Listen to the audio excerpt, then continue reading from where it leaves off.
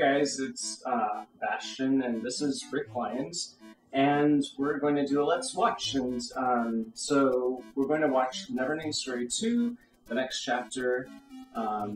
Rick has just finished reading the book for the first time. Yeah, quite good, but has seen this movie and its predecessor many times in the past. Yeah, I actually don't remember a thing from this movie. I remember the first one. Well, I remember this movie pretty well because I watched it just last week. I recorded a Let's Watch, and it was awful and jacked up, so okay, well, now I've got my friend Rick here to help me out. Alright. Or to keep me from going insane if I were to watch the same thing 2 weeks in a row all by myself, so... Cheers. So the way this is going to work is you're going to need a copy, not you, but anybody listening or watching out there is going to need a copy of the DVD or Blu-ray or whatever sort of... Is there really a Blu-ray for this? Yeah, there is a Blu-ray actually. I own the Blu-ray for the first movie, not for this one. I just own the DVD version for this one. But, so you'll need a copy of the movie. It is not on Netflix as of the time of recording this, so you can't get it there. And, yep. So what will happen is go ahead and hit play, and then as soon as you see the Warner Brothers logo, immediately hit pause, and we'll all unpause together, so that way we're all on the same page. Get it? Because it's the NeverEnding story. Yeah. So, yeah, the puns. I can't help the puns. So, let's get rid of that. That's distracting. And, so yeah, so let's go ahead and unpause together. Oh, I'm totally not ready. And, okay, ready? So let's hit unpause together in 3, 2, 1. And... Warner Bros. Pictures, a Time Warner company. Yeah. It's beautiful. Look at that logo. So, I mean, this movie is primarily German. It was mostly filmed in Germany, except for the real-world stuff, which is filmed in Vancouver, BC. Have you ever been to Vancouver, BC? Oh, yeah.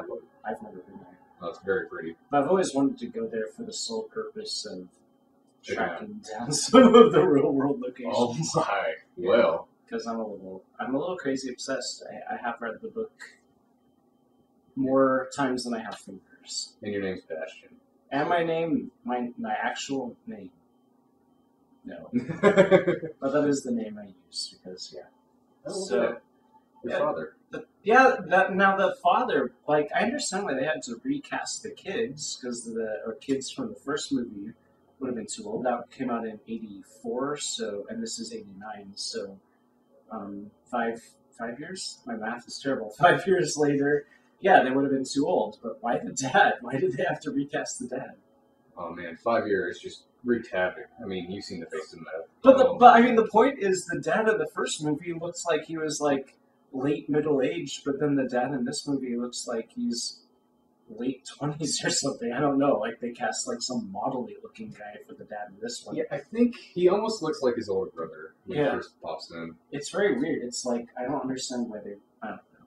The only actor that is the same is Mr. Cleander. So that's weird. Even the voices, like Falcor and the Rockbiter, are completely different.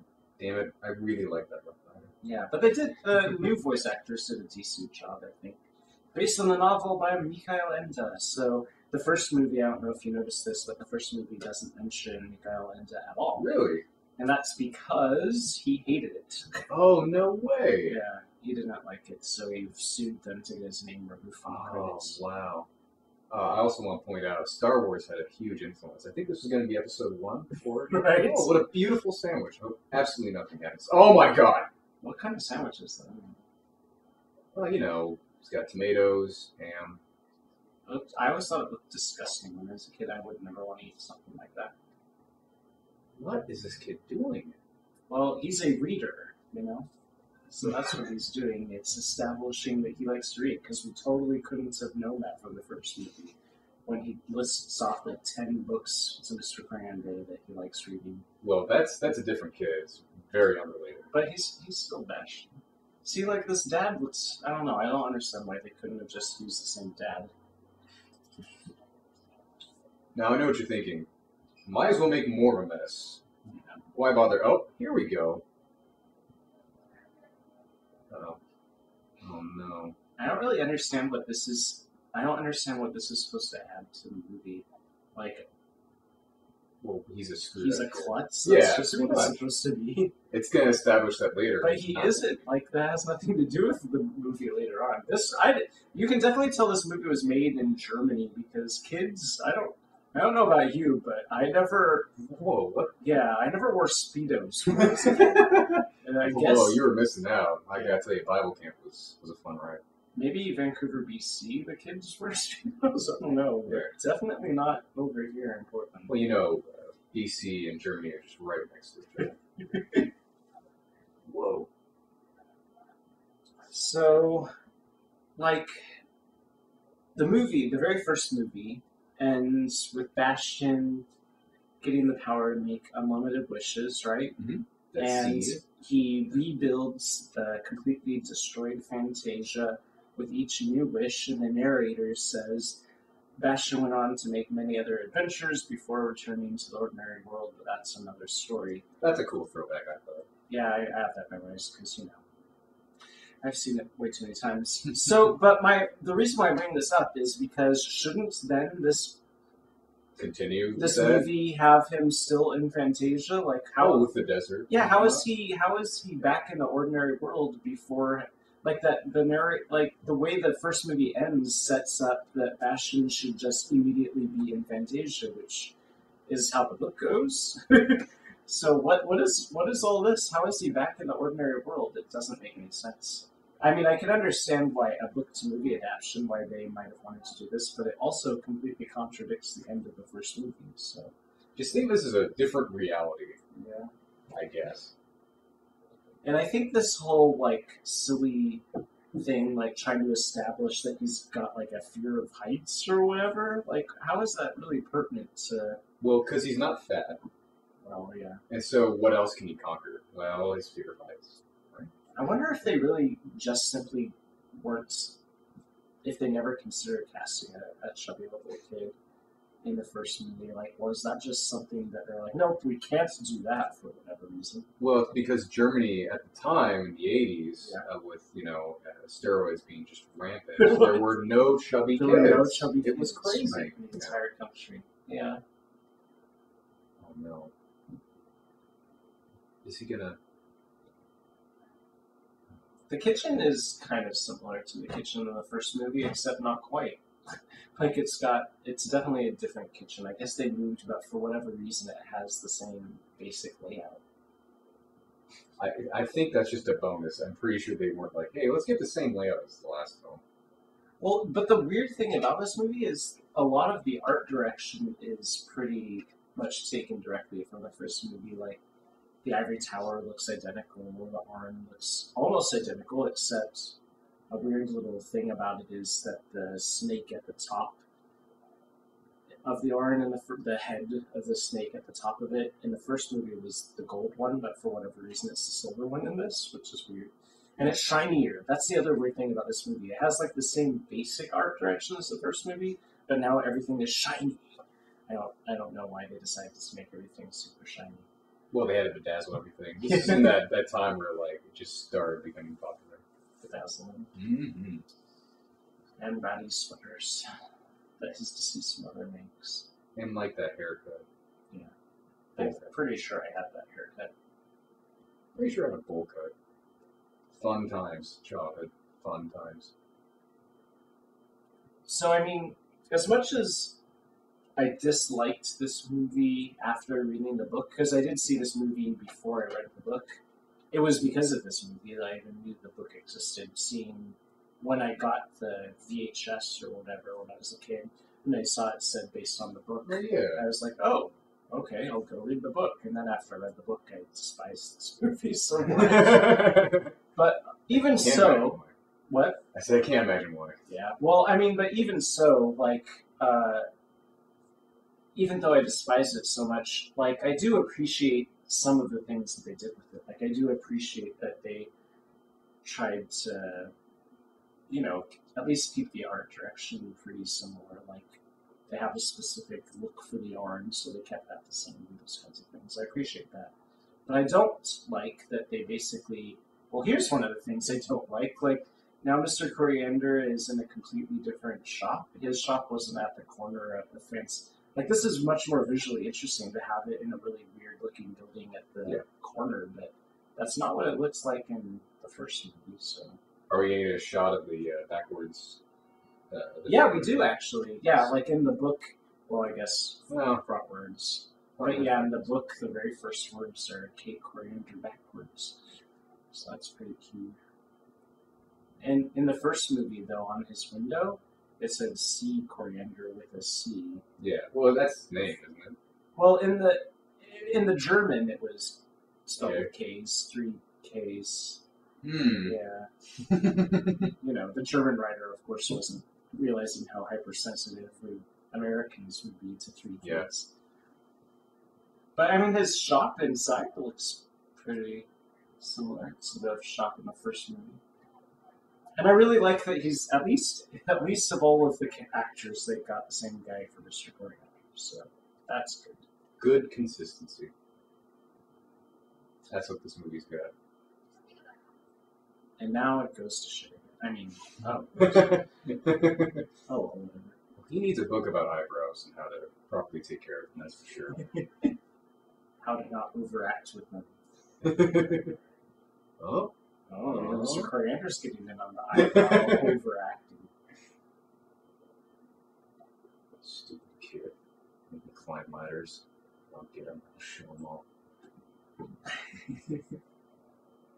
This also makes no sense. Why is there a magical light coming from the insides of the bookshelf? And he's hearing voices now. That there's no precedence for that in the book or in the first movie. So the book didn't talk. The book can't talk to him. It doesn't make sense. And then what's about to happen now is also there's no precedence for it in the. What, he's gonna steal it? Like No. in the first one? Or? Watch what happens to the arm. Makes no sense at all. That book I was reading. Oh, wait. No, I'm thinking of later on in the movie. Take what I said just a second ago and... Spoilers. Right. Yes, Riverson. So they got the big capital letters, right? That was neat. Yeah, that was kind of cool. What is this? He runs. Yeah.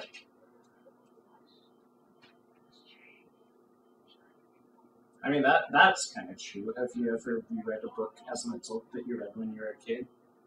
I guess The Hobbit. And did you feel like it felt quite a bit different in adulthood when you were reading it? A little bit. I actually found it to be a little more boring somehow. Yeah. Like the description, I don't know how I read it as a kid. Hey, it's a good book, don't get me wrong or anything, but it's like, wow. I was far more patient.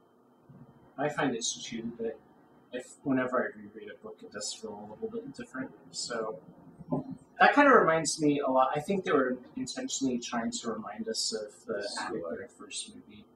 So that's cool. Yeah, I really like the attic. Most of the sets in the first movie are really good. Yeah. Like Falcor, I mean, those ruby red eyes. Very well done. Very well done. So this is the part I was talking about. Why is Orin alive? And it's supposed to represent eternity or whatever. But it went off, so eternity just sort of... And his hand can go through the as a ghost. Suddenly Bastian's a ghost like that. Well, it's a spin-off of Ghost Dad. Oh. Yeah. Yeah, Eddie Murphy, right? Yeah, sure. So yeah, I don't know. After I read the book, I just like all these weird little things annoy the heck out of me. Like, why does the Orin suddenly become alive, and why can his hands just go through the book? Like, I don't know. Why does the Empress have a perm? So I'm confused here. Is this reiterating the first part of the book, or is this just going off of the first movie? Like, Well, or they're just sort of bypassing it all and just saying the hell with it. Yeah. I mean, I guess we're just supposed to assume that after he had all those magical adventures in Fantasia, he came back home and yeah. See, look, when you see the Orin, the snake at the top of it is now a silver snake, and it's consistently that way throughout the entire course of the movie. So they made a decision Hey, the Silver City looks almost exactly like the drawing in the book. Did you notice that? No. So that's pretty cool. Because in the book, at the beginning of each chapter, they have those big, beautiful illustrations. So they got the Silver City right. Oh, and the witch or magician, evil magician. Yeah, the sorceress. So, in the book, you just recently read the book, right? Yes. So there was a creature called a Nimble in it, right? But Yes. it wasn't like an actual character. It was just like a race of creatures or something. Yeah, and they were very small. Yeah. But what did they look? Weren't they like rabbits with feathers or something? Yes. Oh. See, I was worried that my memory was going to be faulty with things. Yeah, he was not like a character. He wasn't like the evil Zaida's sidekick. No. He wasn't her minion.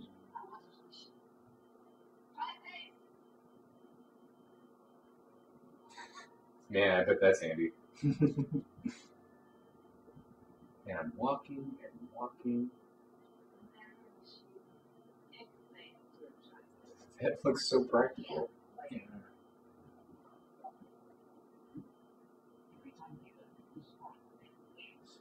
Wait, there was a character that had 4 faces or something?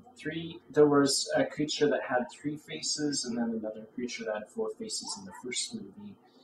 And I guess that's where they got their idea from Tri-Face. But No. He looks it was like in the he- book. Oh, what? Yeah, and it had 1 emotion for each face. Oh, And then, he went to Bastian for something. Oh, man. And you just read it. You're having. I know! I'm terrible at remembering. Looks like all of your memories have been trapped in the memory machine. Oh, no. Yeah. This is probably the reason right here. But I mean, I have big issues with the memory machine because, as you have recently read in the book, Bastian loses wishes, loses memories with each wish, but that's just the nature of all. Yeah. Like there's no evil machine that's causing it to happen. In fact, Zaida does appear in 2 chapters, right? 2 chapters is all. No, she gets picked up at the hand and then almost is till the very end. Almost. But I mean, it's not like she was the villain of the second half of the book. Like, really, Bastian is the antagonist. Yeah, but I don't know. I think she definitely didn't help things. Well, no, I think she was a villainess, but like this It was movie is mostly built Bastian. completely around her, whereas she was just sort of around in the book. Like, she's not trying to destroy all the Fantasia in the book, right? She's just along for the ride. Yeah, I think so. That or she was more about just becoming the best thing ever, or another emperor sort of thing. Oh, yeah. Oh, man. Yeah. I just want to point out something. I know you probably watched this very recently, but the Power Rangers movie, those birds. I have Pretty much the actually same. never seen the birds. I've never. Yeah. Have you never seen it? Never. Oh, you're missing out. The Mystery of the Goo or something or other. So the whole wishing mechanism in this movie is different from the book, which is that in the book it's not like something where it's not like this movie presents it almost like a genie sort of situation where you have to say, I wish for, and then you get that thing. Whereas in the book, it's like, He just thinks about it. yeah, it's just like whatever, it just knows whatever it is that you want. And it's knows what like you want in your heart as opposed to like what you think you want. Yeah, but I mean, that's explained to you. How are they going to explain them? I guess Yeah. you could kind of just have somebody like the emperors, the childlike emperors. Yeah, they Be could have like, had well, somebody kind of That explain happens. that, but Do this. it wouldn't have been a 90s movie if you didn't say, I wish This is the 90s? that I had, well, 89. Okay, that's close enough. Yeah. Huh. Including the Silver City people all look like they've wandered off of some sort of ballet stage or something. Like, what are they doing back there? Wouldn't they notice, What are they Warren and doing? Lockheed and-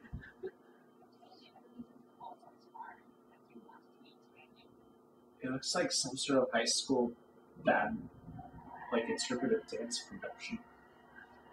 Yeah, high school bad, not movie bad. Yeah. Mm-hmm. True.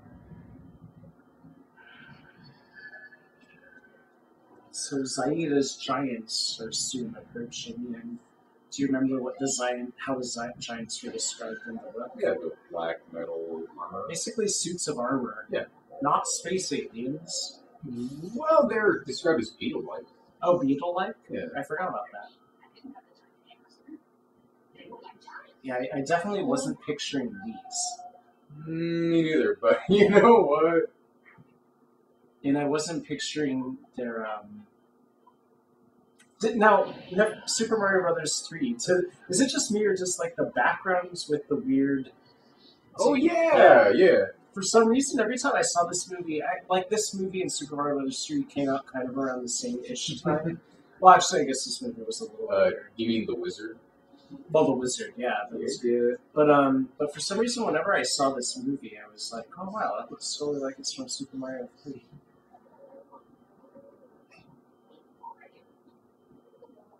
So yeah, the Giants are now going to get special weaponry that was not described in the book. The shotguns, probably. Yeah, shotguns. There's water just going. Oh, that's right. Acid, which is different from the book. Do you remember what the water was made of in the book? It wasn't mist. It was. There was a sea of mist in the book, but that's later. Yeah, that's different. Oh look! Hey, look at that. It's very specialized. Like, why would they be built with that? Well, I think it's just for smoothing. Just in case somebody's climbing up a roof. Oh, the devastation. Acid. In the book, the water that the Silver City, the boats that the Silver City is built upon, that whole lake is a lake of tears. Yeah. Which is acidic, we all know. Yes, tears. They burn my face. Well, when they get to be that mess. Oh. The volume of the tears. Okay, I was like, what are you talking about? You've obviously never cried pools before. No.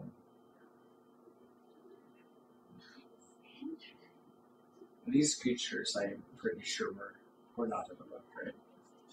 Well, They're what? 4 elemental creatures. Oh, okay. Not that I remember. Yeah. I take it Nimbly's going to be taking place as the Jinn, or the Jinn, the Jinn, whatever it's called. Yeah.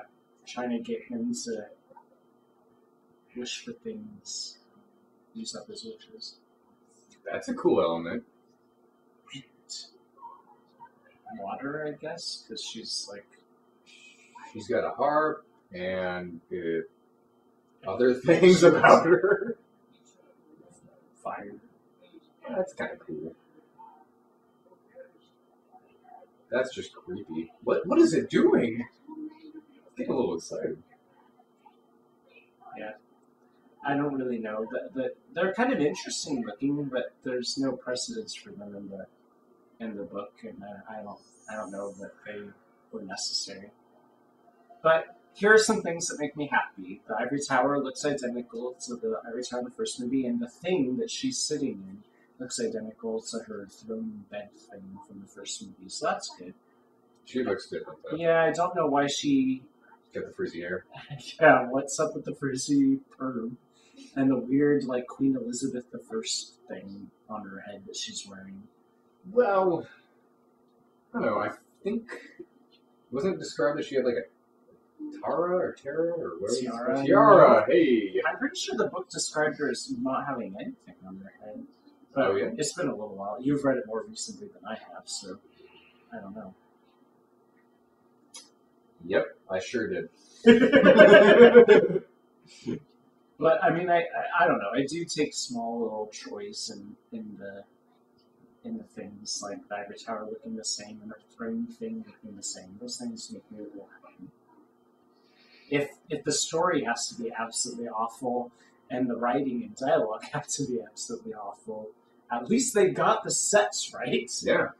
No, seriously, it's actually pretty impressive still. I mean, I thought this was just going to be god-awful. And it's Well, it's not pretty good. terrible. Yeah.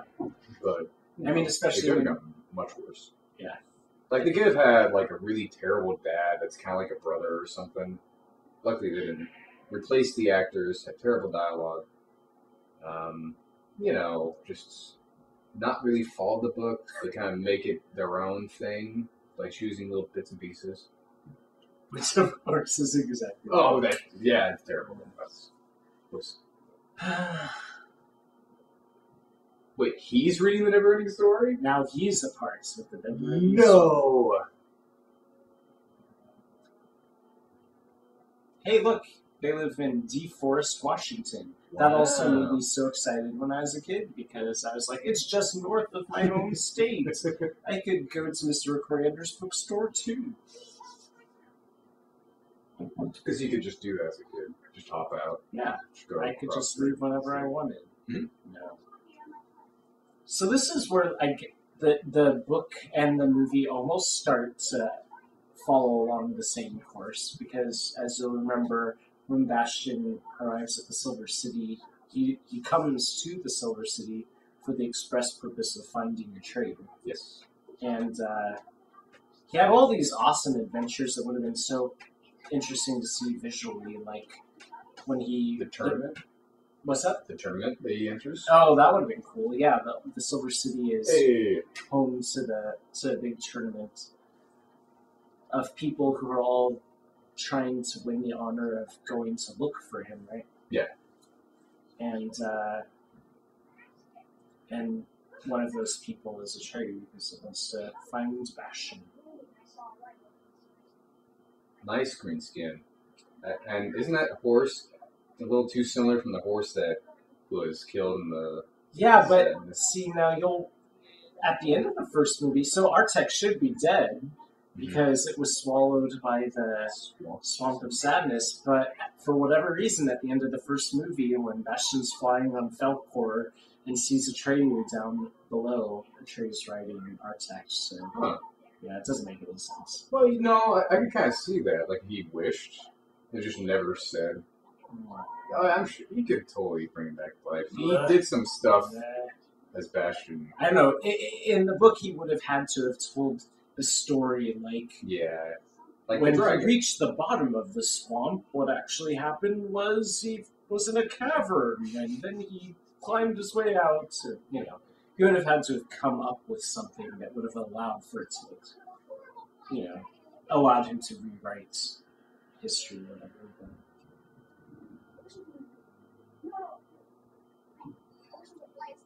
And this is also there. This also has some sort of basis in the book. In the book, he does create a dragon for a hero, Hemrick or something like that, to chase, because he wants to win the heart of one of the. So there's this big contest of people battling for the right to find Bastian, to hunt down the savior, and one of those people is this knight who wants to win the heart of some maiden or something like that. So Bastian takes pity on the guy and wishes for this dragon. And invents this whole story about how the dragons captured the fair lady. Whoa. At least Falkor looks the same as he did in the first movie, even if he doesn't look like a luck dragon as described in the book. Yeah. Wow. Flying dog, Chinese dragon, same thing. Pretty much. Hey, it's a shot from the very first movie. They just stole that directly from the first movie. Yeah. Couldn't be bothered to... Oh, and look, another shot from the very first movie that they just stole. It's like not even the same Atreyu. Hilarious. Like, that's the first Atreyu. Nice. Who doesn't look anything like the Atreyu in this yeah. movie. Well, This Atreyu actually looks Native American, so they got that right. Yeah. Because the first one didn't. Okay, now the dragon's supposed to have, instead of eyes, It has an old man and an old woman, right? it's like a child. baby? Yeah, it's a baby and an old Yeah, person. like their faces. Their faces. And eyes. Yeah. I mean, And that then would... hands. What was that with the hands again? I forget. It was just like old man hands. Old man hands. Yeah, that's how I got that mixed up. and grasshopper legs, which is very possible he could have made all that. And he was defeated by an axe that was in his own fortress or something. That axe was in Yeah. the basements. It's very Legend of Zelda. Like, they found the item, the only item that can destroy the boss at the end of the fortress. Well, to be fair, though, in most Legends, that was a lot of Germany. Like, Yeah. it seems like a lot of Germany. I don't know. Like, So Zaida's fortress is a hand, so they got that right. Horok, the seeing hand, right? yeah. But, and the lasers, I remember those, too. Yeah, no lasers. Well, he's going to come through the top, though, right? But didn't they have? Wasn't there some sort of supernatural thing about the fortress? I can't really remember very well. Like, couldn't it see if it saw you or something? No, I'm just making that up. Yeah, I would say it doesn't Okay, never do mind. anything, man. It Oh, just had a bunch of guards. That's why. yeah, okay. And, you know, hey, Rockbiter looks the same, so that's good. But then we encounter Oh, I hope it's a rat. a rat. A rat? The Rockbiter rat? Oh. The 90s that was another craze that happened. Oh my. Yeah, Rockbiter Jr. So that begs the question, where is Mrs. Rockbiter?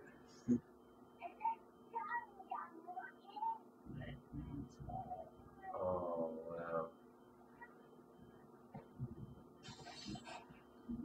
We're just taking it in, folks. So the Rockbiter doesn't reappear at this point in the book. And he's only kind of shoehorned into this movie, I think, just to, like, make us feel good. Like, oh, I remember that guy from the first movie. Like, he serves no purpose whatsoever in the story. I guess except to, like, show us Junior, because, like, oh, look, the story's continuing. Yeah. Now there's Junior. And look how silly that was. Hilarious. It made a ridiculous sound effect when he bashed Falcon in the nose. Oh, the humor. It's so good. I want to hear this. Hold on. What's the joke? No, Oh, well. What would have been cool is that the Rockbiters, or in the book Rock Chewers, live in the Cheesy Weezy Mountains. It would have been cool to see mountains that looked like that, but unfortunately they didn't really do that here. I mean, I guess we could assume most of the Cheesy Weezys, but they don't look like Swiss cheese. So.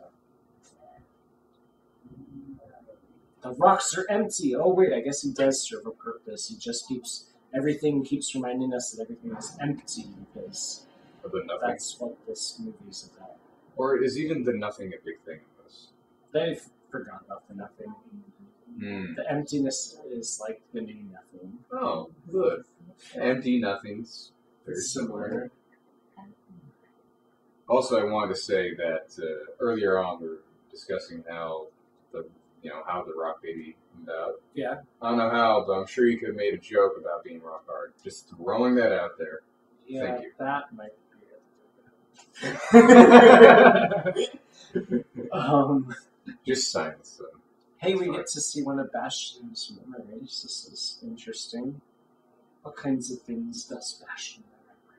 Why isn't she, twirling it around like the lab? Like Jareth, the Goblin King.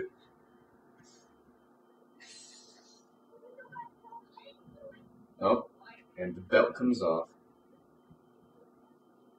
That's a nice house with this staircase. Yeah. So basically, we learned that Bastian's a badly behaved child. Yeah, what a jerk. I hate you? Yeah. If I ever said that to my mom, I would have. Or my dad. I would not have been able to sit down for a month. Yeah. Because the broken legs. Yeah. Oh, the broken leg. Yeah, that too. It's like bag full of hammers. Like, this isn't preventing bruising. Why'd you put them in a bag? Anyhow. Oh, is that like a cake? Oh, it's a lamp.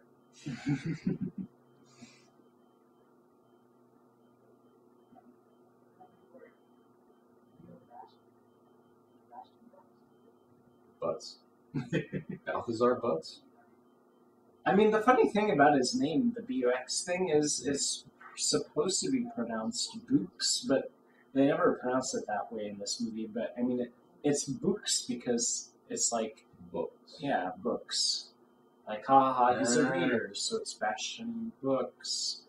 But they never pronounce it that way, so we never get the joke. Oh well. Yeah. Shucks. So, for sure, the author is long gone before this was released. Yeah, he died in 80-something? 90... Oh. The late 90s or early 2000s, I can't remember. No. Yeah, really? fairly recent-ish. Not like decades. Well, I guess that is one decade. It's only 2013, Yeah. but don't worry. But yeah, he may have seen this movie.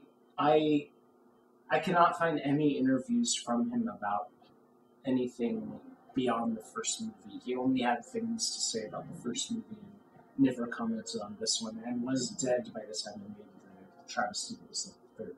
I think this movie killed him. Yeah, probably. Yeah. He saw a home screening, and then halfway through, he just flatlined. I mean, it's a decent kids movie, but I really feel like the first movie, as an adaptation of the book, wasn't really a kids movie so much as like a family movie, and I feel like there's a difference between those two audiences or whatever.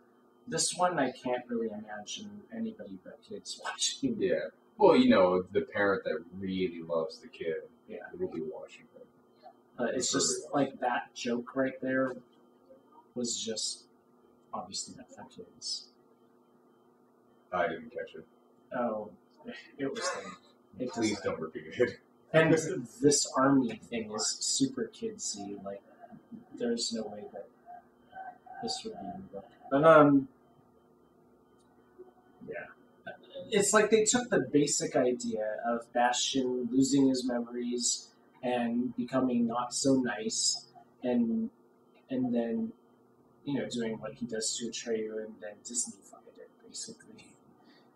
Is some Mickey Mouse stuff going on here. Hey, look, his sweater is all perfect because his mom made it, and now we're seeing the memory of when his mom made it. Yeah, because that's important. Oh, look at this! Everything's in love. Even the sweaters are getting it on. So, what? Is he supposed to be like a rook or something? Or I don't understand the costume design. Yeah, I don't know. I guess it's just so that the gimmick is when he can turn. And the funny thing is that they call him Tri-Face, but when they first showed him, he had like 12 faces or something, as it was like cycling. Oh yeah, faces. 3-face, Tri-Face line. Oh, maybe it was the same faces, and they were just like, we'll stop in a bit. This is really cool. Kids will like this. So the plan is 2 arrows going in different directions. Did you see that? When they're drawing the opening shot was, so that's the plan, huh? And it was like an arrow going this way, and then an arrow going that way. Good. No, I mean, do you see that face? No No one's gonna miss that. That's sad. I know, that's what they're establishing. He's a sad, sad child. Yeah. He's also a schmuck, too, so don't feel too bad. He hates his dad. Why would you hate... I mean, you saw that memory. What the heck? Yeah, he was definitely in the wrong there.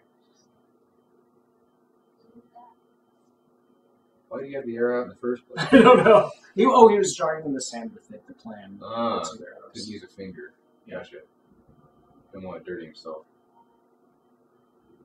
So, I mean, in the book, Bastian and his dad do have issues. Like, his dad is not dealing with Bastian's mom's death very well and is completely closed off emotionally and won't talk to him about it. But it's completely different. It's like, this is the 90s sitcom version where the dad is like like the perfect dad. He's like trying to, be a good dad, and Bastian's the bratty kid who. Yeah. Whereas in the book, it's like the opposite. Bastian's the one who's like, "Come on, let's just be a father and son again," and the dad is just not wanting to talk at all, which I feel is much more realistic. I don't know. I'd harken Bastian in the book to like Sam Tully from Game of Thrones almost, because he's there's nothing really good about him, and they mention that a lot, especially when they're looking back at what he used to be or what have you, when he became stronger and smarter and all that stuff. But at the end, I guess everything was fine about it. They were just like, we don't have to get there, what that dude. But I don't think he was a perfect son. Oh no, he had tons of faults, that's for sure. Yeah. That is something that we haven't talked about. So, like in the book, we did mention he was a chubby little kid and stuff. Yep. And then when he enters Fantasia, basically his very first wish, unbeknownst to him, is completely selfish. And it's that he just wishes that he was athletic or whatever. So when he looks into the childlike empress's eyes, he sees himself reflected as this, like, almost Middle Eastern-ish looking prince with an Oriental turban, which he's got a kick Oriental prince or whatever. Yeah. I know we're not really talking much about the movie, but the book. Oh man, I just lost it. Fleeting right out of my head. Oh. Shucks. Well, it's just like his wishes. Apart from that, are usually they start out like pretty benevolent, like he's trying to help other people out, like. But they progressively get less and less benevolent and more selfish. I think it was always selfish because even the Flafus or whatever, the Schlamoofs. Yeah, they were like even your good wishes were really selfish. Yeah, because he just wanted to feel good, to see how he fixed things. Yeah. So I guess they were always selfish, but to an extent, I guess. Yeah, but they weren't silly things like I wish for another step and another step and another step, which is what we're about to see while he's trying to climb this hand thing. So I never understood while reading why he didn't wish for more wishes, or have more time, more memories, or getting his memories back. Well, in the book, he couldn't really consciously make wishes. It was just like Thorin just knew whatever it was that he truly, deep down in his heart, wanted and gave it to him. Yeah. Whereas in the movie, in the movie, it's like, why doesn't he just say, I wish that the Empress was safe. Yeah. I wish that Fantasia was back to normal.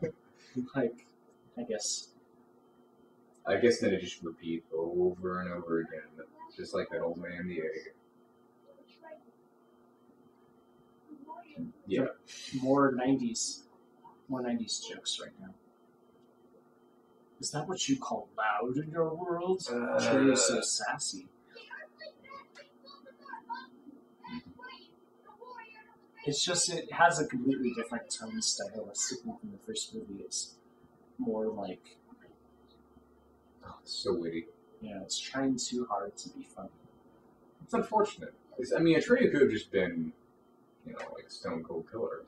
Which is how he's described in the book, and how he kind of came off as in the first movie. Instead, we have this little white kid. I got it. Don't worry. You stay there. I'll be over here. These things inside of the eggs, they're not based on anything in the book, but for some reason they kind of remind me of the Schlamoofs that we were just talking about a second ago. Because after Bastian encounters that he finds out that sea of tears or whatever was caused by the saddest creatures in Fantasia, which were these ugly worms that were so sad because of their horrid appearance. Sebastian told them a story about how they, after a certain time or something like that, they would become the most beautiful creatures in all Fantasia. Like a butterfly. Like a butterfly, but then like clowns, butterfly clowns. Yeah, that was. They're described as having like clown noses and things. Juggalos, if you will. Oh, is that a word? Yeah, I think he coined it, the author of NeverEnding Story. I believe he also went by Shaggy Two Dope or something. I don't get the reference. What? Bless your heart. Oh, what? But anyways, the things inside of these eggs kind of remind me of the Schlamoofs for some reason, even though they have nothing to do with them whatsoever. They're called Rambos. Because they're just kind of like... I guess they're just toys. They're just supposed to look like toys. It doesn't make any sense at I was just all. about to say. Why are they in eggs, and what's Atreus' great plan? Like, he believes that these little toy things are going to destroy the giants? Well, yeah, I set a bunch of army men around, and the guy with the bazooka is definitely going to do some damage. Yeah. Oh, but they're just plastic. It's kind of like, I guess, mice with elephants or something. That scene could have easily been with marbles, and they'd have the slipping effect. I bet you that's something like that's going to happen in this. Yeah. Ugh. So he just keeps wishing for step after step. Why doesn't he just wish to be inside it? Why doesn't he just wish that... It's just well, you've seen this kid. He's not the brightest.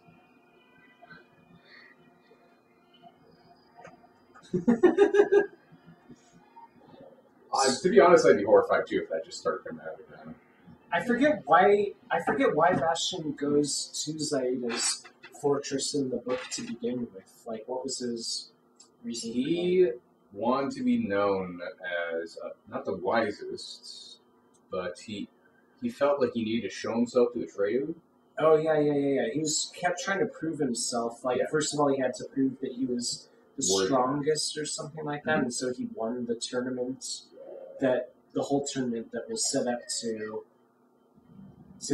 whomever won the tournament was the person who had the honor of going to look for him. So he won his own tournament, and then he wanted to be known as the wisest, and that's why he found the cloister, which is not in this movie at all. But Really? But why did Zaida was when he wanted I'm pretty sure it was at the time where Atreyu wanted to take away the Orin or something. And then Bastian was like, oh, he probably doesn't think I'm good enough without this. Yeah. So I should prove myself. And then he thought of this person. So in the book, the author did a much better job than is done in the movie of having Atreyu and Falkor notice that Bastian's losing his memory slowly but surely. And it's not just something that they decide all of a sudden like happens in this movie. Well, I mean, that's going to be kind of hard to show in the movie. I mean, what are they going to do? Just, I guess, show that sandwich he made earlier is gone? That's not that important. I guess the machine, the memory machine, they can show you. Yeah, but it's just so hokey. And this is where the three knights were supposed to be. Where what? The three knights were supposed to be there dangling over a hedge of some sort, and Bastian went and saved. Oh, yeah, okay. Oh, that was the whole point, I forgot about that. So, yeah, he went to Zaida's castle to rescue the three knights who came in, like, in second place or whatever at the tournament or something. Actually, no, the Henrik or whatever, who went after the monster, came in second, they came in third. Get it? Because there's three of them? Oh, yeah. Oh. So, I mean, the writer of this screenplay, at least, her name is Karen Howard, at least she tried to incorporate things from the book, however unsuccessfully, and then made them all shiny and sparkly and Disney-fied. That's one strong kid. His scream reminds me a lot. That scream that he did reminds me of Finn's scream from Adventure Time. Because his voice like cracks. Just cracks, yeah.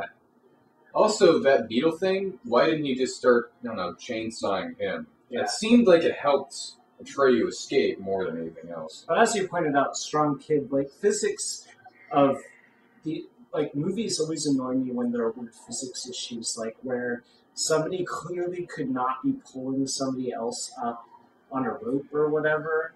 Like, a small fringe woman pulling up a guy, or in this case, a 12-year-old kid who doesn't topple over into the pit. I mean, the physics should have had him pulled over a bit. He wished for a spray can, come on. It's just so annoying. It makes no sense at all. It's like, not just that it's not in the book, but it also makes no sense. Yeah, and, well, I mean, I guess... If you're going to wish for something against these things, how did he arrive at a spring cannon? Or a sword that can cut through the seal. Sure. That would have made sense. I mean, that there was the. When did he in the book? When did he get canned or whatever they? Oh, in the desert. Oh, He was given all to the way it. back in the beginning. Yeah. That Yeah, we rusty never really sheet. talked about that. So, the beginning of this movie really should have had Bastian. The desert of many colors or whatever. Well, it should have started with Oh, the the trees. seeds, Yeah. the luminescent seeds, creating the Jungle. the iridescent jungle thing, Peril in the Night Forest. Oh boy. Oh. But then, so then the Peril in the Night Forest becomes the Desert of Colors because he kind of invents Peril in the Night Forest as a way to show off to himself his newfound strength, his new athletic ability to just sort of swing through the jungle thing. But then he wants to prove that he has the bravery to stand up to death itself or something like that. So he sort of invents this lion of fire that turns the night forest into a desert each day. Any color of death. Yeah, Grogman. I really wanted to see. I really would love to see lion. that. Yeah. I take it that's not going to be in this. And no, and all of the like giant like dunes of different colored sand would be cool. But in the Desert of Colors, he finds the sword, but he can never pull the sword from the scabbard of his own volition, right? The sword sort of acts on its own, or he's not supposed to. He's not supposed to. The sword just sort of takes over and acts on its own, and it's said, like, who tells him? Does Gorgoman tell him this, or that if he ever pulls the sword from the scabbard, then danger, doom will befall him or something? Yep. Gorgoman is the one that tells him that? I can't remember. Okay. It was either himself who said it or the lion. There wasn't that many people. And that's pretty important to the end of the book, and would have, in my opinion, made the movie a lot better had they gone that route. But they use what ends up happening, but they just turn it into a shove rather than a. I don't know. The sword would have been much more effective, in my opinion. But we'll get there when we get there. Now, I imagine Bastian not being a kid when he's in Fantastica or Fantasia. I call it Fantastica. But, so when the magician came up, I was like, is it kind of this weird sex appeal thing that's going on here? Because there is some, like, hint towards this somewhere down the line. In the book? Yeah.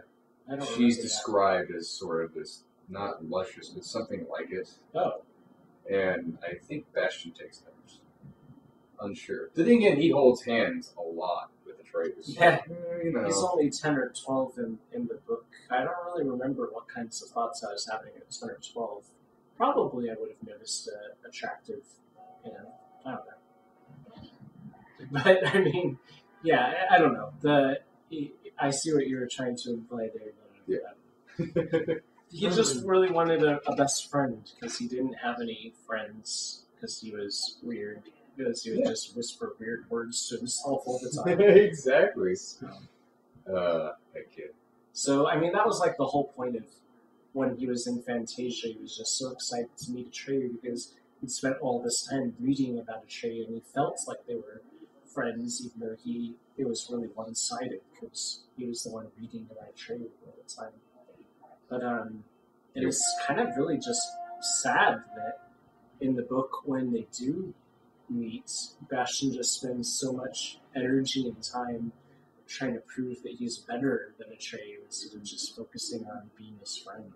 Hey, his eyes are ruby! Isn't that cool? Yay! One thing. Just like they're describing in the book. Well, I think only in that shot. In the rest of the movie, they're what happened? Around. I don't know. I think he got into the tree or the forest. Let's just say. Oh, yeah.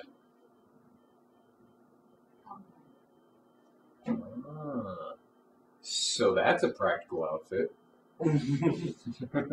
Yeah, she always looks like she's coming off of like some sort of fashion runway thing. God, I hope not. Yeah. I don't want to go watch that. Well, yeah, I kind of do. Yeah, but Ivory Tower, it's It's just just right like there. a ship book in the book, in the movie. I mean, not the book. Now, if you're Atreyu and you had a choice of riding a luck dragon or a horse, Yeah, I mean, what kind of idiot is he? Why would he go with the horse? I don't know. Because, I don't know. Falcor is like his own dragon.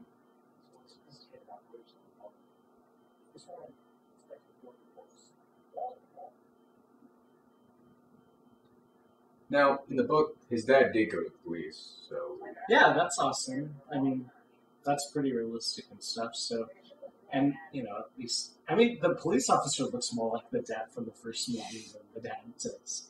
He's got that silly like '80s mustache and.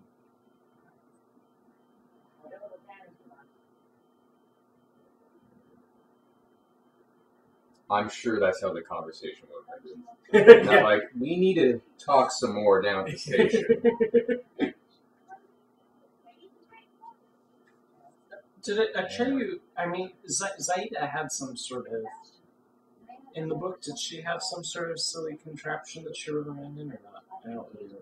Yeah, no, she had her minions that had many feet or something carry her everywhere. Yeah. And then, and here she was smoking something and always had different color smoke every time she Oh, I remember that. Yeah. and all these things in the background that you see totally were in the book. I mean, that's like what people think science is like the blinking lights and the knobs that people are turning. That was a pretty interesting design for the belts and the visibility of the eye. Yeah. Pretty creepy. I forget what the belt's name is in the book. It has a fun name. Yeah. Kamal or something? Something like that. Starts with G.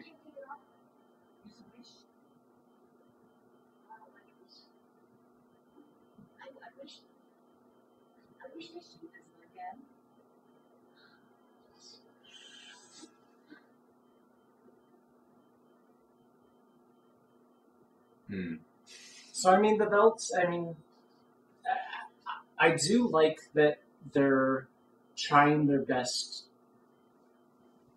to sort of, I don't know how to say this. I guess they're trying to recreate the events that are about to happen in the book here in the movie, but like a much more family-friendly, kidsy-fied sort of way, because she does give him the belt of invisibility, and it is through the belt of invisibility that he, you know, that all of this sort of thing plays out. But it's just like the Disney version. It seems like it just feels so fluffy and I don't know. But I mean, it is an important thing in this, right? Yeah. You don't just show it and be like, isn't that neat, and then never bring it up. Right, no, I mean, that's what I'm saying is that at least the order of events are. This bird's almost like landed on his head. But at least the order of events are fairly similar. It's just the actual tone or vibe of the book versus the movie are very, very different. Yeah.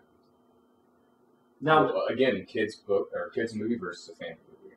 yeah. Because if it's a family movie, then you can have these dark overtones. Yeah. And they were going around in circles in the book too, right?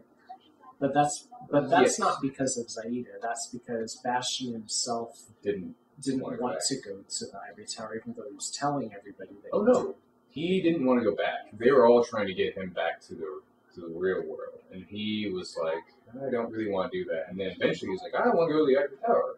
That sounds like a place. Oh, 'Cause right, that way right. It's not like I forgot Empress will about tell that me part. what to do next. Yeah. I forgot about that part. Yeah. What? Yeah, he's a psychic, I guess. Is the new power that he has? Well, he wished it subconsciously, you know. Was he lying to me? Oh, no. Wait, he doesn't know. Bastian's got a cool ruse. Yeah. His father is drunk again. Oh, Lord. Man, when I was a kid. What's that? I was trying to see what those pictures were on the wall, but I can't really tell it there. Oh well. He doesn't even take off his shoes. You know, his kid sleeps there. Rude jerk.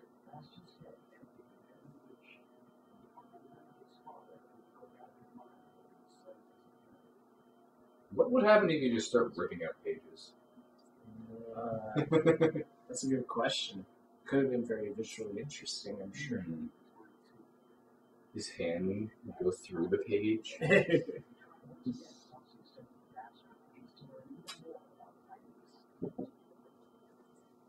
Now that's a cool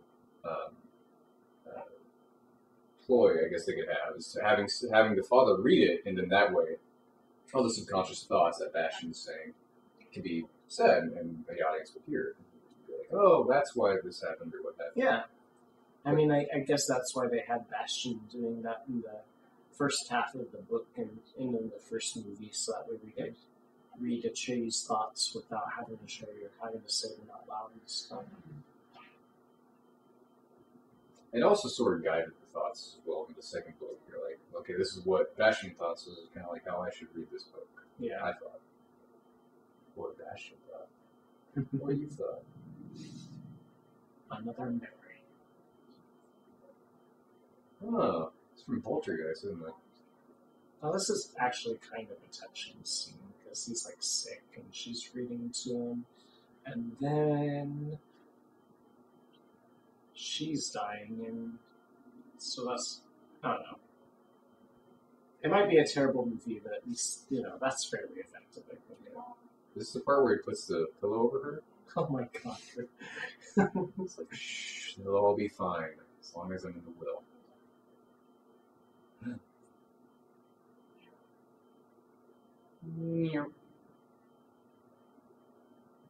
I don't know. I think that, if I'm going to be honest here, I think that scene used to make me cry when I was a kid. Oh, yeah? Yeah. I'm sure me too. If the bird's crying, I'm sure I would have cried. Yeah. And now he understands. He's going to go and be with Bastian, be the right thing. So this is basically identical to the book. Falcor and Atreyu are having this discussion about, oh gosh, Arn's taking away Bastian's memories, so we've got to protect him from it, so he won't give it up, so we're going to have to take it by force. It's a good thing they don't, though. Otherwise, he wouldn't be able to wish, and he'd have to go to the city of other emperors. Right. I wish that happened in the movie. I want to see the upside-down pyramid. That would be cool. Yeah. And what was the monkey's name again? I forget. Oh, that was just a flashback. I was like, why did he do it again? No, he's doing it now for real. No! And that is what happens in the book. Remember, he puts on the belt and he goes and spies on the train. Oh, that's right. And then he hears this. Yeah, that's word for word from the book. So, I just feel like this movie could have been so much better if it didn't have the kidsy vibe. Like, if they could have just depicted the, I don't know, the darker aspects, the like anti-hero sort of thing that was happening in the book. I don't know. I'm sure at face value, if we hadn't read the book, this would have been just an amazing movie. No, I loved it. Before I read the book, I loved this movie so much. When I was a kid, I would watch it constantly. You know, it kind of reminds me of Legend a little bit. You know, the one with Tom Cruise. Yeah, like I think it's because both of those forests are fake and have a lot of fluffy stuff flying around in the air. Yeah, pretty much. Also, like Hook, you know, when they're also in a forest. Yeah. They're very beautiful, but very obviously fake. Yeah. These forests. Well, that fern's probably real. Wow. That Yeah. fern. They're probably real, but just... Oh, look at that nicely placed fog on the ground there. I always saw that as a kid in movies, and I was like, why can't I find pools of fog? Yeah. Because they don't exist. They don't exist. I know, it's unfortunate. Did you say fire or liar? His memories are just slowly leaking out. It's like words he's saying. So at this point in the book, though, when they're having this argument, they're on the top of the ivory tower, right? Yes. And then he stabs him. Well, he gave it away. So Oh, it happens? well, no. But I mean, he does. He doesn't stab him, but wounds him. Well, he kills him. No. Yeah. Watch. Well, he thinks he kills him. So, in the book, Bastian decides that he wants to go to the Ivory Tower to meet up with the childlike Empress, and Atreyu is like, you can't see her a second time. Nobody's allowed to see her but once or something like that. And Bastian's like, I've already seen her twice because I saw her face up in the moon once upon a time. So they go to the Ivory Tower, and she's nowhere to be found. And then he tries to order people to hack into the Magnolia Pavilion thing where she lives, and they can't get in. The weapons break. So he decides, oh, she's gone. I'll make myself the Emperor. And then they do have this argument because Atreyu's like, okay, you're going crazy. So Atreyu gets it's after that. stabbed. It's when they have armies and are fighting. It's considered the bloodiest. Oh yeah, the war bloodiest ever. army of Fantasia. So I mean, this would have been so much better This if would've been all way that cooler. stuff had happened. If he's mad and crazy and burning down the Ivory Tower and stabs Atreyu with a sword, it just would have been so much better. No, to be fair, I mean, pushing a friend at his age down something and you think he's dead. Yeah, That's I mean that traumatic. would be horrific too, sure. But it's just not as visually interesting as I just remember reading the book and imagining the Ivory Tower on fire and Atreyu being stabbed and Bastian's throne of mirrors or whatever that he had built at the top of the Ivory Tower. And Yeah. just wasn't so. But I mean, I guess this still gets the point across. Vortex. Vortex. You know, the book didn't have enough of alliteration. I felt like it could have had more. Just a few more. Jeez. Oh, Atreyu and Artax. Hey, another scene from the first movie. That's cool. This movie just keeps borrowing direct shots. Couldn't be bothered to create. Yeah. That's awfully close to the edge.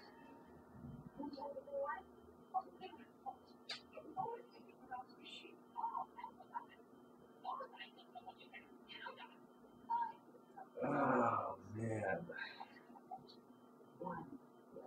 2, 3, 4 So numbers. witty. It's so witty.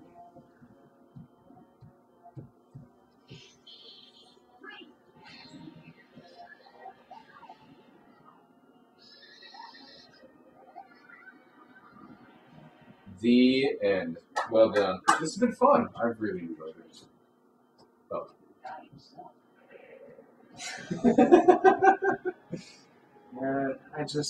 I have no words for the rest of this.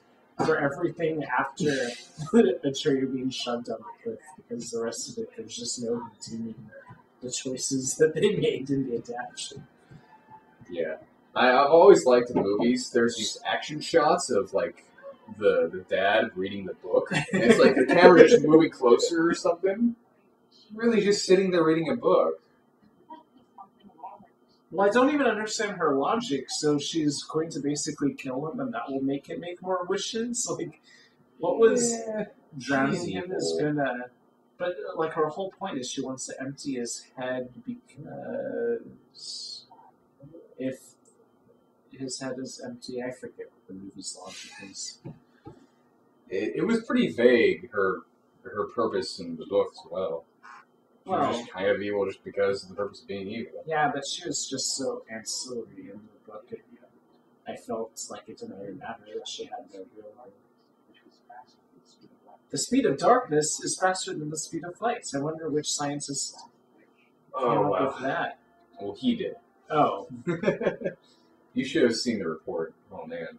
It's quite a study.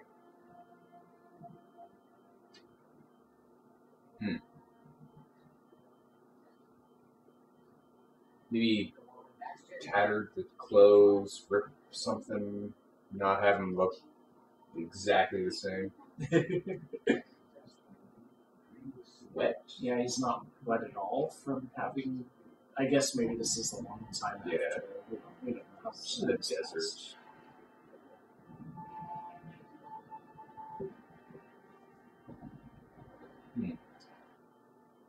I guess that's supposed to be threatening, but I kind of felt like the first movie was way more threatening with just having it flying through space on a chunk of rock. Like, that just seems like, oh wow, everything's kind of effed up now. Yeah. Oh, in this movie, it's like, oh well. I just had it start pecking his eyes. It's like, oh, it's Kieran. Gotcha.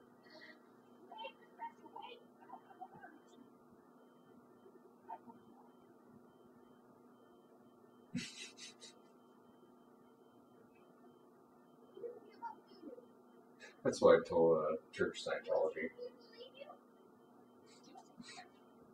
Oh man. I've not come to hurt you. I've come to help you. But I just don't give up. Yeah. I've got mail from this since I was 14. I still do. It's crazy. Weird. Yeah, that's my extent of the church. Yeah, we won't talk about somebody that we know who's had a truly horrific experience. Unfortunate, to say the least. So this part is kind of silly. Why do the characters keep saying we're all part of a NeverEnding story? Do they know that they're in a book? Yeah. I mean, the Empress knows that they're all inside of a book because she goes to the Old Man of Wandering Mountain and in the book to force Bastian to give her her name. But yeah, I think the only other people who know about the book is Atreyu and Falcor, and even them, they don't really understand what that means. They just know it's a book. Whatever that is. Yeah, they don't have books. yeah, I don't even think they know that they're inside of a book. I think they just know that there are no boundaries to Fantasia because Fantasia is the land of human stories and fantasies or whatever. There are books. There's a library in the Silver City. Which Bastian created. Yeah. But everything's just a memory. That's their stories. That's right. Got it.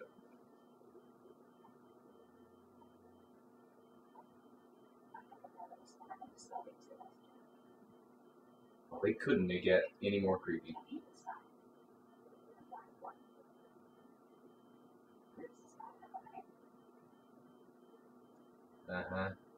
That is some faulty logic. why can't he help Bastian? What does that even mean? Like, wait, can we just go by that again?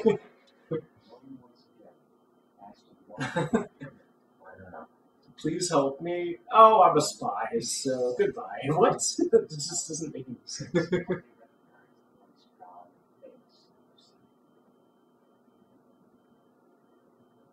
And then this is the land of the Dongos, right? The land of Dodongos. Yes.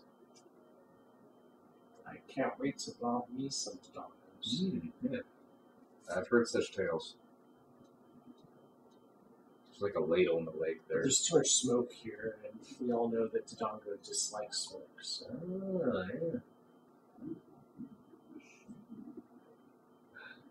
Such good voice acting. It's almost like the voice actor from the first movie. Almost.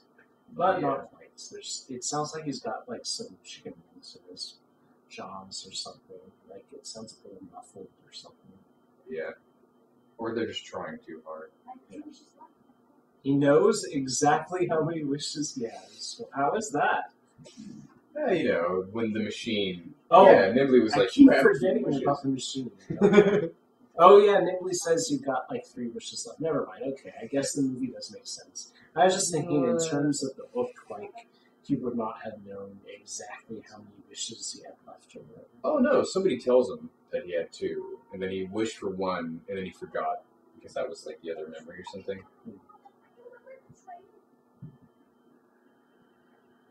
Oh, that's the sound of a wish being granted. Yeah. So what happened to Atreyu in the book is that Falcor. What happened to Trey in the book? He woke up and he was inside of Orin, right, or something. Or Falcor took him to the Emperor. Wait, no, they don't say how he got better. All it said was that the wound healed over, and when he dropped off the wall, it showed him being carried off by Falcor. It was implied he died, but not necessarily. But then when Bastian, they encounter Atreyu again, when Bastian's lost all of his memories, and he's wandering around kind of aimlessly, and did they tell us then what had happened to Atreyu? I know that they imply that Atreyu himself has been inside of Orin. Oh. Because I think that's what they implied, is that he was healed in the Fountain of Wishes too, or something. No, he didn't go in the Fountain of Wishes. Remember?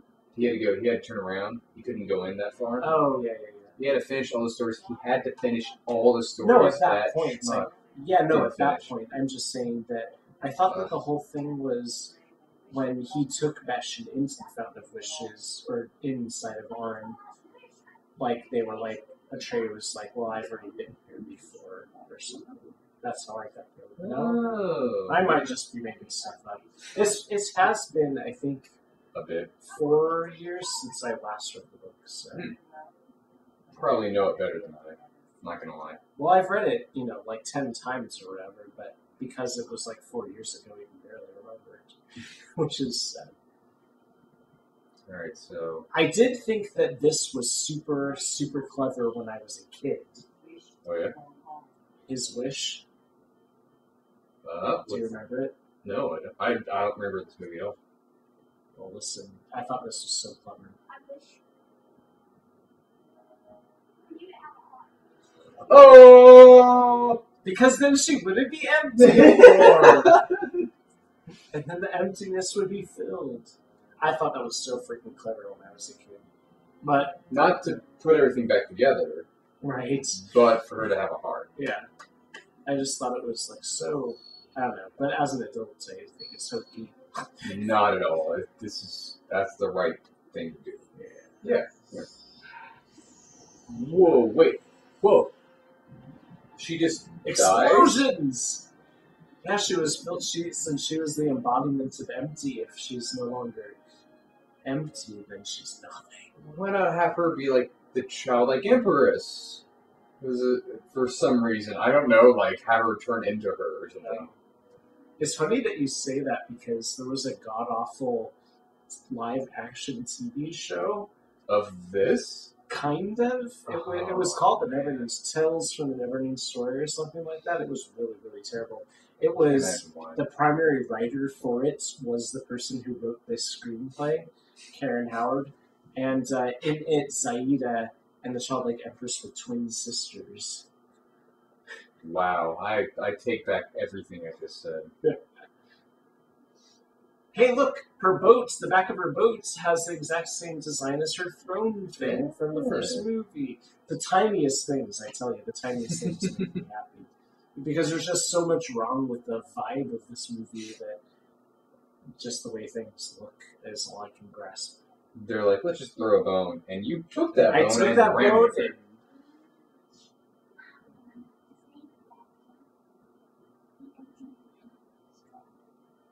Again, she reminds me from the fairy in Legend. Frizzy hair, it's kind of got like the wings sort of thing. It's the same basic area. I'm telling you, man. A lot of similarities.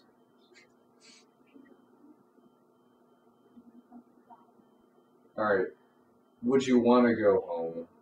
If you could just stay in Fantasia forever and make anything happen that you want? Yeah, or... Probably not, no. Hate everything about the road you usually were in. Yeah, especially since I guess he has practically no feelings for his father, because he says the only person I miss isn't even there anymore. Yeah. And they're like, don't you miss him?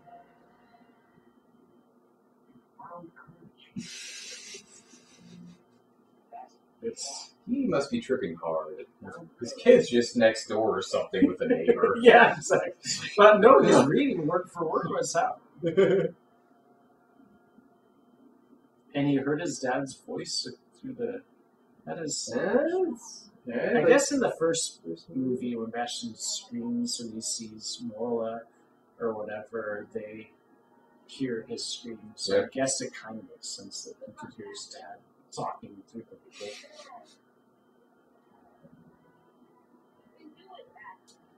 So now we've come 180 degrees or 360 degrees back to where he's trying to dive in the beginning of the movie, and now he can dive. So he's proved something. And he belly flops into the water, breaking all the bones in his body. Doesn't know how to swim.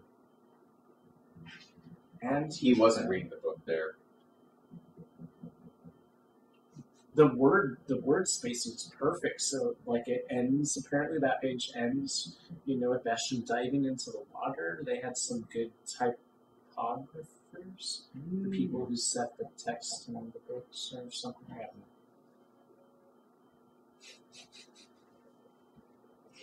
You really were trying to explain that O face he was giving earlier. Huh? This scene isn't so bad, actually. It's almost like the scene at the end of the book where Bastian comes back and is like, I've been gone. Yeah. But it's not that impactful. I mean, it's just him who grew. If the dad was more distant and didn't really care, wasn't an awesome dad, then this scene would have been 100 times better. Yeah, exactly. If they were now coming together because they both learned something. Yeah. And, okay. But now they've got to go and ruin it by some silliness. Like, wasn't Bastian wearing... Oh, the Empress was holding Arn, and now it's magically transported back onto the book. Why did he even leave the book to begin with? Because that's not actually Arn. It's just a decoration on the book. Like, the book... Yeah, I guess we're clapping. It was just so well done, man. I'm sorry, I didn't mean to interrupt you. Oh, no, I was just saying, like, it's just, that's not actually Arn. Like, in the first movie, that thing is on the cover of the book, but Atreyu has Arn around his neck. They're not the actual same thing. So now we've got a remix of the theme song, The NeverEnding Story. Somehow the remix sounds even more like this newer version of the song is even more dated sounding than the 80s, the first versions. I don't know. Yeah, that's impressive to say the least. So, when was the last time you saw this movie? Like when you were a kid? I wish I'd left it back there. Yeah. How old do you think you were when you saw it? Oh man, I must have been. What am I now? Let's see. I think I was 12. Okay, so good. The Bastian's own age. And but now you've only recently read the book. So which do you prefer?